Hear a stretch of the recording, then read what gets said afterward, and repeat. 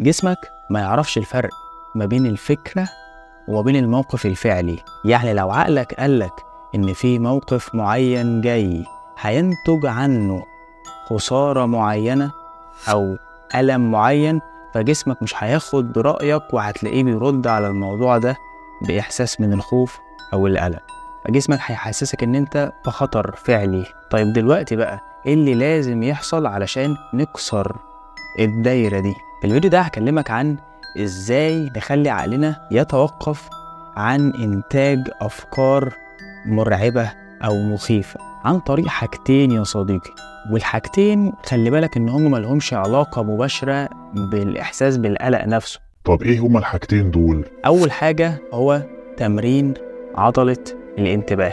للأسف الشديد معظم الناس بيكونوا تحت رحمة عقلهم، يعني منين ما عقلهم يركز في حاجة هم ما يقدروش يحولوا تركيزهم ده لشيء تاني.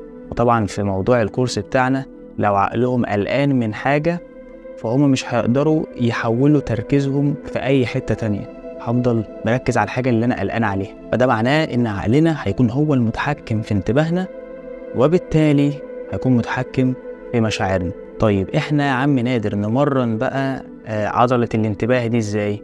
في كذا تمرين أو كذا طريقة إحنا ممكن نعملها، بس في الأول عايزك تعرف إن ده تمرين زي أي تمرين بيحتاج وقت وهيبقى صعب في البداية. علشان كده أنا عاوزك تبدأ خفيف خفيف واحدة واحدة. الفكرة إني ببدأ أحول وعي أو انتباهي أو أركز على الحاجات البسيطة جدا خلال اليوم اللي سهل إن أنا أركز فيها، بس في العادة دي بتبقى الناس بتشوفها حاجات مش مهمة فبيعملوها من غير وعي، يعني بيعملوها وهم بيفكروا في حاجة تانية.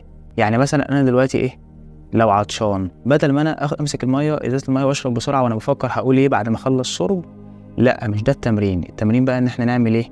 إن أنا أركز في طريقة الشرب نفسها وأركز في كل حواسي أثناء ما أنا بشرب، أو أثناء ما أنا بلمس حاجة، أو أثناء ما أنا بشيل حاجة، أو أثناء ما أنا ماشي، وهكذا. يعني باختصار نركز في اللي بيحصل في اللحظة دي بس. يعني مثلا أنا هركز في صوت الغطا وهو بيتشال، لأن كده هيتشال صح؟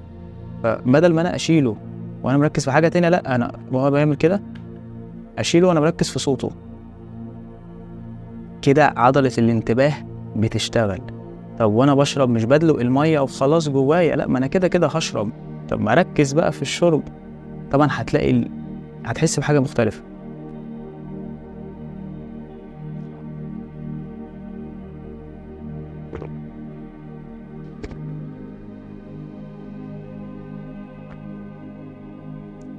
حاسس بسقعية المية وهي نازلة، إحساس منعش. بس فهي دي الفكرة، إن أنا بركز في كل حاجة بعملها، خاصة الحاجات اللي كنت بعملها قبل كده بشكل تلقائي. يعني مثلا وأنا رايح من أوضة لأوضة، وأنت طالع من على السلم، وأنت مستني مثلا في طابور حاجة.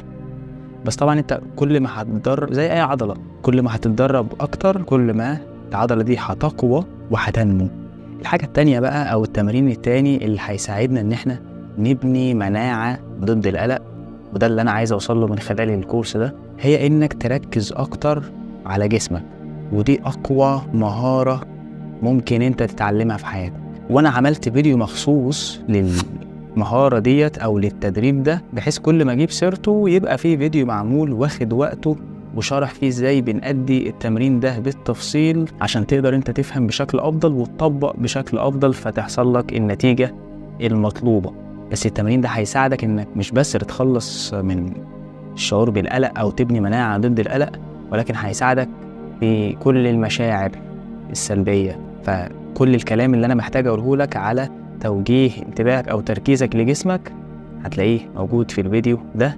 نسيت صحيح أقول لك كل سنة وأنت طيب وسنة سعيدة عليك. دي أول سنة، أول كريسماس في القناة معاكم. كل سنة وأنت طيب تاني. وقول لي في الكومنتس تحت انت عملت ايه في الكريسماس. انا عارف ان يعني لما الفيديو ده ينزل هيكون عدى فترة، بس انا بصوره يوم 2/1، وامبارح اول يوم في السنة كنت بحضر للفيديو ده فما كنتش بعمل حاجة برضو. كل سنة وانت طيب مرة تالتة، وما تنساش تشوف الفيديو ده بتاع ازاي توجه انتباهك لجسمك، وما تنساش تقول لي رأيك في الكورس ده لحد دلوقتي أنا نادر رجب، وهشوفك في الفيديو الأخير اللي جاي، الفيديو الأخير في الكورس. اوعى تفوته، اوعى تفوته. اشوفك هناك.